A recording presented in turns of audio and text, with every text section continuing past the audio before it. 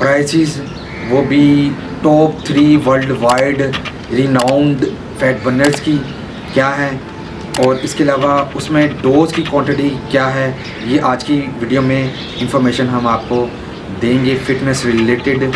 मज़ीद इसी तरह की इंफॉर्मेटिव वीडियोस देखने के लिए आप अपने यूट्यूब चैनल वैंस फिटनेस को विज़िट कीजिए और इसे सब्सक्राइब करना मत भूलिए। मैं हूं शेफ वैंस। आइए वीडियो की तरफ बढ़ते हैं। प्रोटीन CLA की डोज की क्वांटिटी की हम बात करें तो इसमें हमें मिलेंगी 180 कैप्सूल्स, और इसकी प्राइस की बात करें तो इसकी प्राइस हमें मिलेगी 4000 रुपीज़ पाकिस्तानी। अच्छा, अब हम बात करेंगे नंबर 2 पे जो फैट बर्नर आता है उसकी, जो कि है L-कार्निटाइन टैबलेट फॉर्म में। इसकी डोज की क्वांटिटी की बात करें तो इसमें हमें मिलेंगी 60 टैबलेट।